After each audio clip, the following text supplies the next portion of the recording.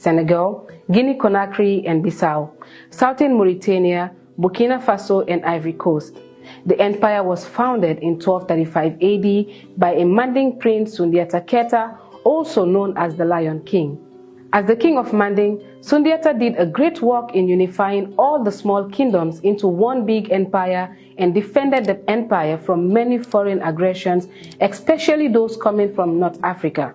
However, it was during the reign of Mansa Musa Keita that Mali was known all over the world when news of its abundant riches reached far and beyond. Mansa Musa, a nephew of Sundiata Keita, ruled Mali from 1312 to 1337. He became king after King Abakari Keita abdicated from his throne in order to explore the world with more than 2,000 ships. He never returned back. In fact, many believe that the King Abakari Keita and his crew landed in Americas years before Columbus.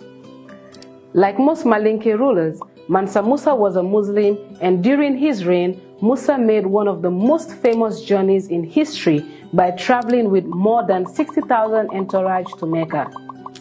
The Mali Empire was at the time known to be a center of both trade and education. It is in this empire that the first ever known human rights charters, the Mende Charter, also known as the Kurukan Fuga, was written. The Great Mali Empire declined as a result of many contributing factors, such as internal disputes over succession and external influences. Around the late 1800s, Mali fell under the control of the French, and by 1893, French control of the region became stronger to the extent that they renamed the territory French Sudan as part of the Federation of French West Africa.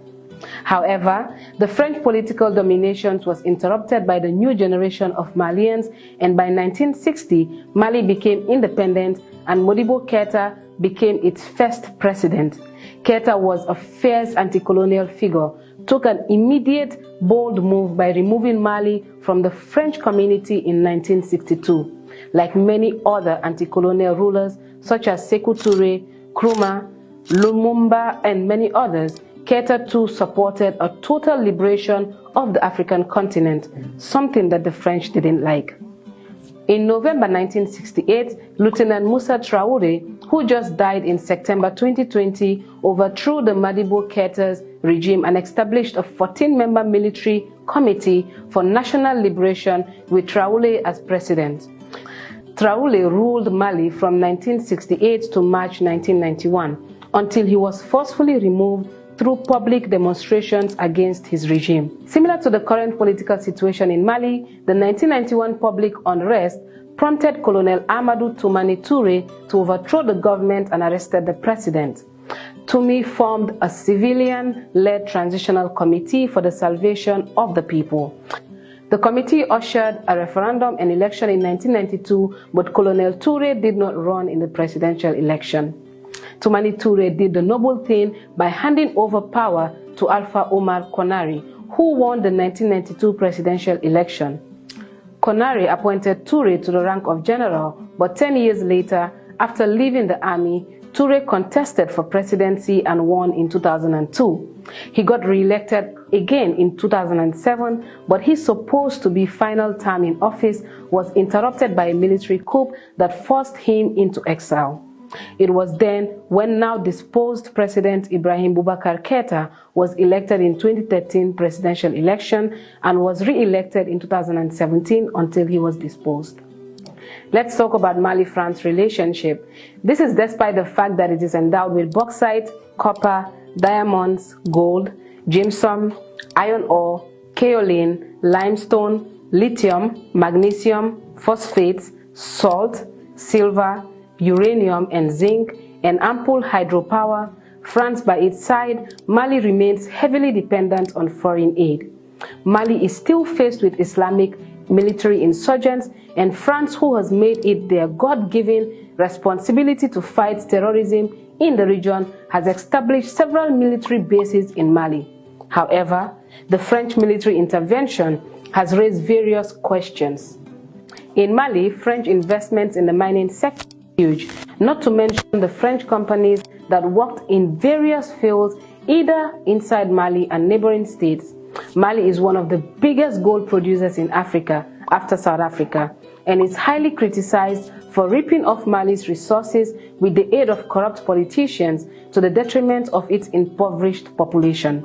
In 2010, an Italian company discovered petroleum, uranium and phosphate in northern Mali, where France claimed to be fighting an Islamic insurgency. This latest discovery, according to the analyst, is behind French attempts to find a place for herself on the African coast.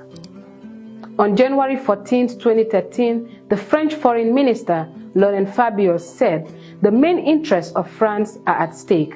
Thus, France had to take quick action to intervene in Mali. France has also been using Mali as a base to protect its energy supply interests in the northern part of the country and in Niger. International energy estimations indicate that the North Mali Desert and east of Niger occupy the third rank as of processing the uranium reserves worldwide, and France has been without compunction shucking it off. 75% of France's needs for electricity comes from nuclear energy. Independent Africa has a long-standing history of coups.